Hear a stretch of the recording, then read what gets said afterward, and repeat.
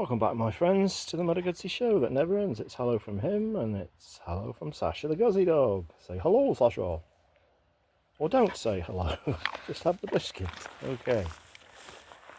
Right, so what are we going to talk about today? Well, we're going to talk about Moto Guzzis for a change. The Himi is in the shed and out of the limelight for the moment. And we've just come back from a trip. We've been down to the south of the province. I'm back, about 2,300 miles in all, 3,700 kilometers. And we visited some old friends, and we went to a Moto Guzzi rally and made some new friends.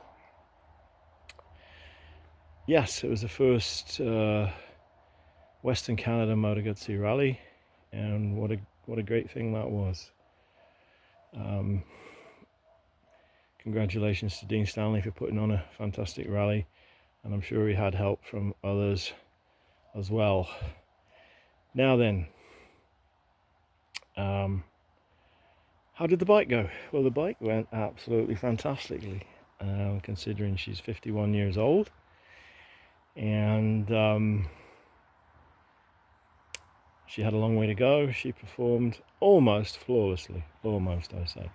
Did have a couple of small problems, some minor niggles, which didn't really affect anything very much. You can see she's heavy laden, and I learnt something about this bike is that she does not like having a top box on. Last year I had a different luggage arrangement. I had my Kriegers on, but in front I had some smaller Kriegers. I think they're 12 or 15 litres, not sure which. And they were a little awkward, a little clunky. And so this time I put these smaller Lomo bags on, these little 5 litres, and they worked very well for what I had inside them, and they fasten on absolutely fine, and they do a grand job. But because I had less storage space there, meant that I had to I put my top box on because I thought it was a good idea. So the stuff, some of the stuff that was in here last year went up here, and you can see how much further back that is. Now on some bikes it doesn't bother them, but on this bike she doesn't like it. I won't be doing that again. She tended to go into a slow speed tank slapper at very low RPM, sort of when you're pulling away from traffic lights or anything like that. It's not dangerous if you're aware of it, and you can ride through it and you can ride accordingly. So it didn't really bother me, but I won't be doing it again. There was no effect at high speed, or as high as this thing wants to go, but at low speed you did get a bit of a wobble. Ordinarily you'd say, well, I'll tighten the steering damper down, but it doesn't have one. I did stop at my friend's place, and I did check the steering head bearings. They were absolutely fine. They were nice and tight the way they should be, so nothing untoward. It was just the case of having this top box on the back. It did not like it, and she was showing her displeasure. Now then, what went wrong? Two very minor things. I noticed that the bike wasn't idling. It would idle for about 30 seconds and then cut out. Gradually the engine speed would go down and down and down until she went ka-chunk, and that was it. So I thought, well, what I'll do is I will adjust the idle speed up here, and you can see how far the screwdriver goes in. There's no screw there. So somewhere on the first 2 days that screw vibrated itself out. I have never ever had that happen before, even on British bikes which vibrate 10 times worse than this old girl. I've never had it happen. So I think what must have happened was the O-ring dried out, and it came and it vibrated away. The mixture screw, pilot mixture screw, is still fine. That's still okay, but there's no throttle stop screw on this side. There is on the other side. But anyway, the bike still ran. I just had to watch my idle at when I stopped at traffic lights or any other place, and just keep the bike running on the throttle, which not a big deal. No big deal. It may have caused the bike to run a little weak on this side. I pulled the plugs out.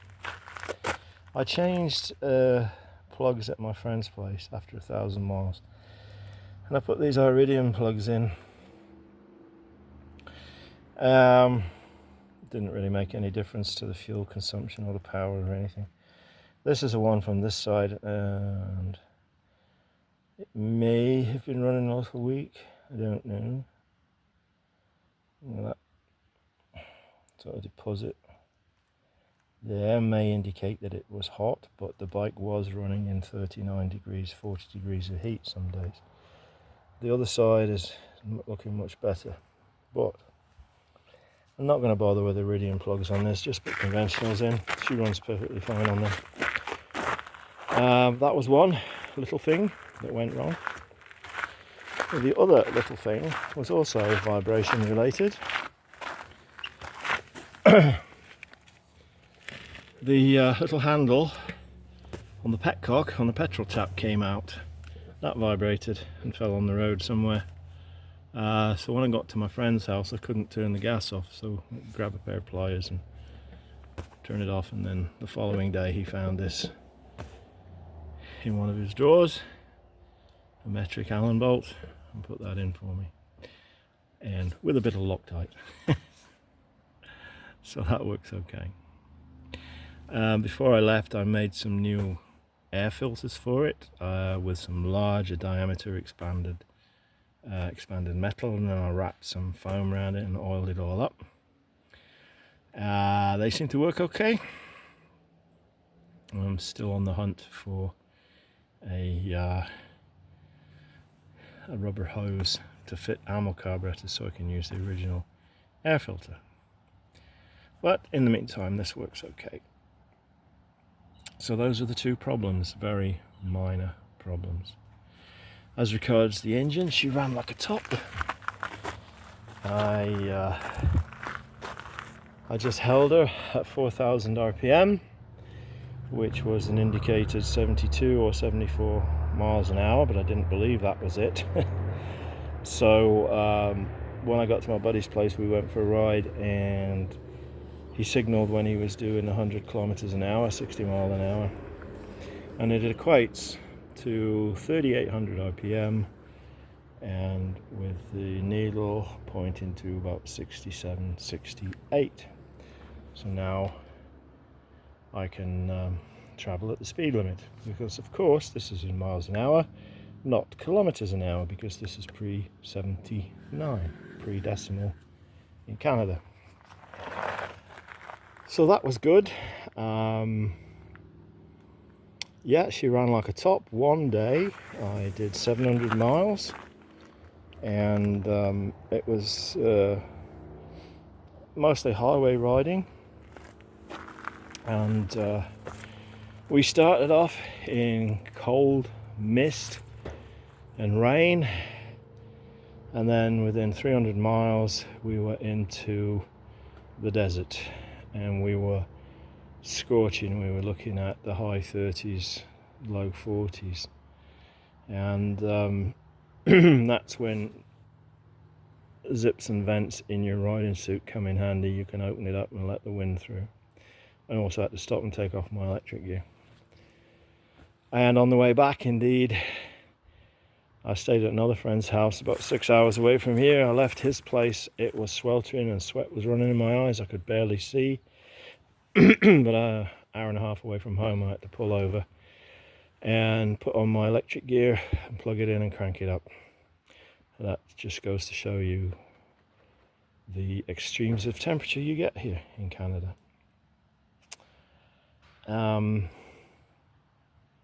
As you can see, she's heavy laden, and including a spare tire. Now, The reason for carrying a spare tyre was because I wanted to change the tyres on this bike before I left. That is still the original Shinko that was on it when I first got this bike. And I had put a new rear tyre on her last year for my trip.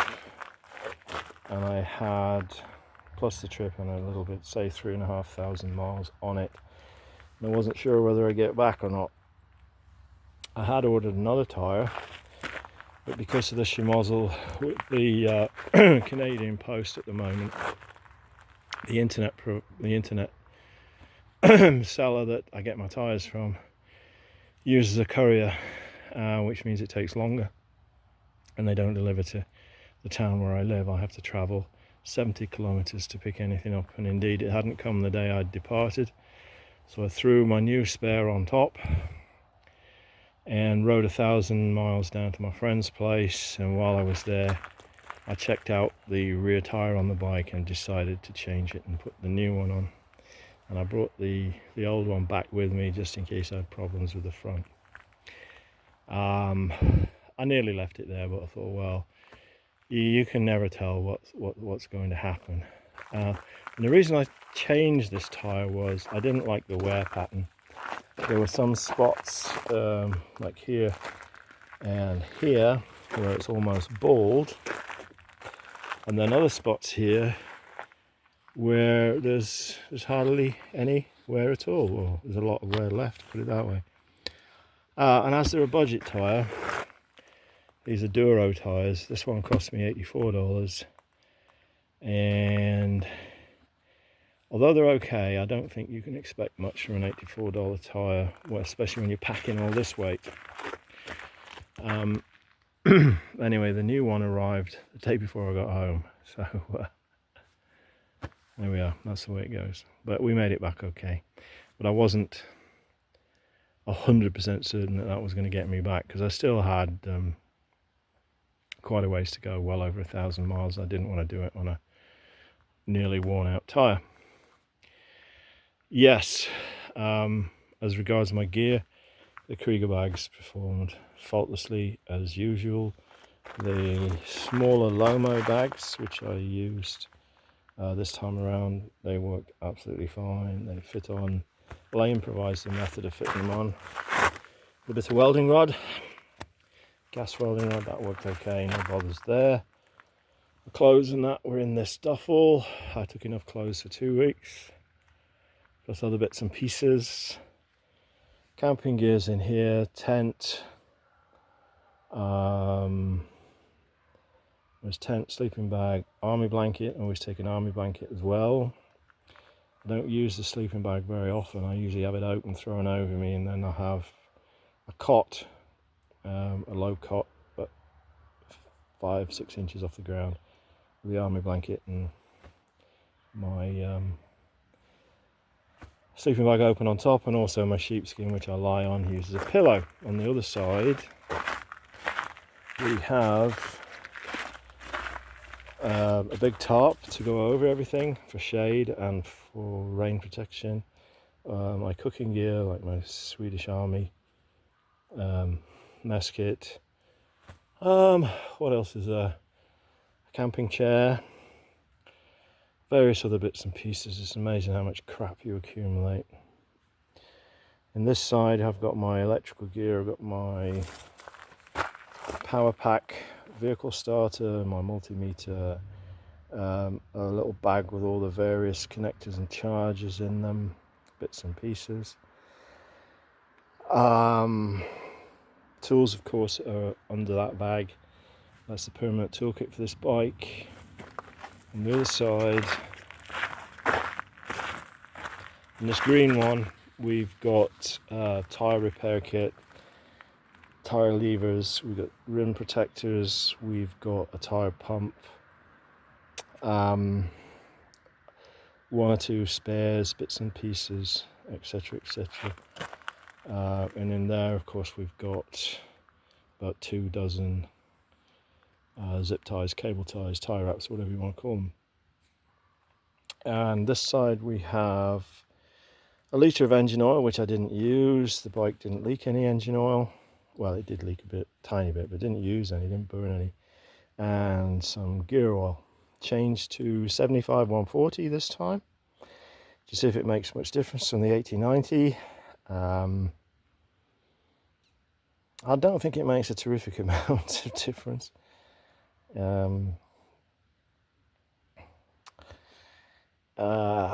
It's maybe you a slightly smoother gear change,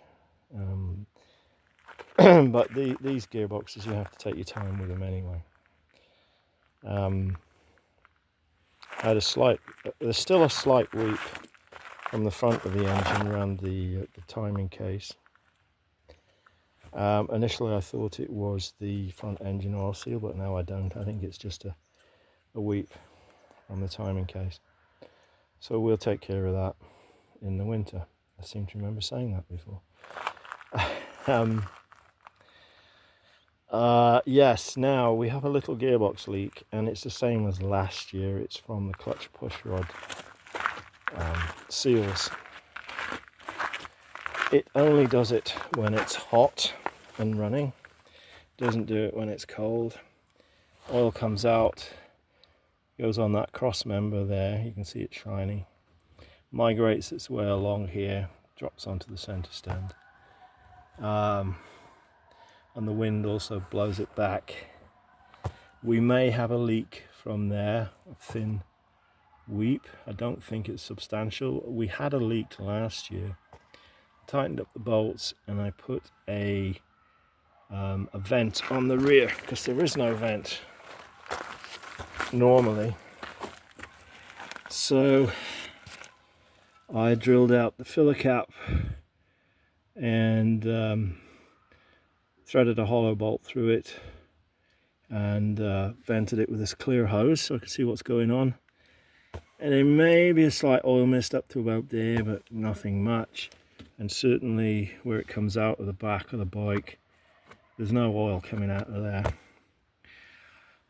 So if there's any pressure, it's being taken care of and it's not bringing oil with it. This other vent on this side is the one from the gearbox, and that is dry, and as always has been dry. So there's no pressure in there, there's no pressure in the gearbox. So that is not causing the oil leaks. But in all 2,300 miles, it used about 2.5 tablespoons full of gear oil, so I don't regard it as a huge problem. Maybe in the winter, if I get time, I will do that gearbox, the clutch push rod oil seal. But to do that, I've got to loosen the engine, spin it around. But it might be a good time to look at that double universal joint, see how that's going along. Okay, so that's pretty much it, I suppose. Yeah, she performed admirably. I couldn't really wish for any better. If my only problems are a couple of things vibrating loose, that's nothing. The bike does vibrate a bit, but it's nothing. It vibrates less than the Hemi, and you can hold in 4,000 RPM all day. In fact, she did it for 700 miles, and all I stopped for was to put gas in and just grab something to eat and carry on. She always started when I wanted her to start. The battery stayed charged, no problem there. I carried a mass of tools. I didn't really need them for myself, but I was able to help other people out with my electrical gear and my wrenches, which is also one reason to carry them. And everything was good. Oh, I also put LED lights on this bike. Now these are similar to the ones on the Hemi. These are long range spots for the Hemi was auxiliary driving lights. I made these brackets, and I also put a hole in them to put on the auxiliary driving lights. I did try to order them, but they didn't come in time, so I went without them. But this bracket here sort of comes up from the fork clamp around the back up here, does a loop over and down to the headlight bracket. That is a copy of LAPD bracket, and if I had nice round lights it would look really cool, but you can't get those in LEDs, and I don't want a big draw on my dynamo, you know, my generator down there. I want to keep that if I can, that standard fitment. If I can, I'll keep it. If not, I'll replace it with an alternator, but I don't want to do that unless I have to. There's also a handy place to hang the fuel bottle. That's got camp fuel in it, methyl hydrate, methanol for my Trangia style burner. This is bear spray to deter the four-legged furry visitors. Good place to put my Leatherman multi-tool.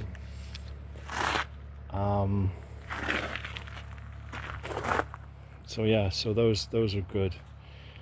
In all the time I've had these fitted on this bike and the similar ones fitted on the Hemi, I have not had anybody pull out of a side street in front of me, which is very unusual. So I figure that they work. They are very bright. And had a couple of people flash me, they don't like them, but at least they've seen me. I've seen lots of police on the road and they haven't pulled me over and warned me about them. So I figure that they work and they're not a problem to anybody other than those people who like to see things as problems. Yeah, so I think I've been through everything. The bike was well received as usual everywhere I go. Thankfully I didn't have a crazy crackhead woman attacking my bike with her nails in the middle of the night like I did last year, but I did have a bike cover on it every time I parked it at a motel. It was well received at the rally. I think I was the oldest bike there. In fact, I'm sure I was the oldest bike there by at least 20 years or 25 years, I don't know. There was a good mixture of bikes there, a really good mixture of bikes and a good mixture of people, and all friendly. We had some really good conversations, and yeah, I thoroughly enjoyed it, and I'm going to go back next year. I was filling up with gas on the way home the final day, and I didn't really notice, but this 14-year-old lad wearing a cowboy hat crept up on me and shouted, "Wow man, cool bike." I said, "Oh, thank you. Do you know what it is?" And he nodded, and I said, and he said, "Moto Guzzi." I says, "Yeah, that's right, that's right." He says, "What year is it?" I said, 74. He says, "Wow, even cooler," you know. And, he was a real enthusiastic. His eyes were as big as saucers, and he was just lapping it all up. And great to see young people get enthused about old bikes.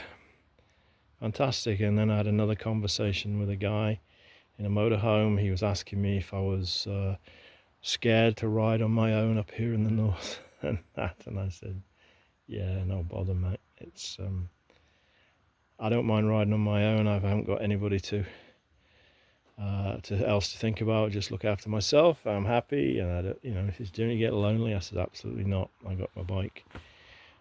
She talks to me, I listen to the engine, she tells me when she's running good, she tells me when she's running bad, and there's the music of the engine. Don't need stereo, don't need anybody talking. He comes from Pennsylvania. You know, he was a long way from home. He'd been up in Alaska for 2 months, and now he's on his way back. I wished him well, he wished me well. So the Guzzi made another friend. So there we go. All in all, a bloody good trip. Thoroughly enjoyed it. Really enjoyed being back on the road again with this old girl. And next time I go, I won't have the top box. And let's hope, well, I know the handling will be better. And we'll revise the packing system, and I've said that many times before. But anyway, so there we go. If you do the job right, if you rebuild them right, they'll go right. No question about that. Guzzi is a sound engine design, and will go on and on and on. And I heard the other day that Paul Van Hoy, or who, or however said his name, passed away from a heart attack. And that's very sad, because reading of his travels on his 750 Ambassador in South America was one of the reasons that I started thinking about a Guzzi. I wondered what it was about the Guzzi that made it so special and why people were so fond of them. And also Nick Adams. I've watched all of Nick Adams's videos about his 72 Eldorado, and I wondered why he was so bloody fond of that old bike. And now I have one. I'm very, very fortunate to have one. And I know they are unique. They have character in buckets full. They're very rewarding to ride. And if you're watching and you're thinking of getting one, just go do it. Just go do it. You won't regret it.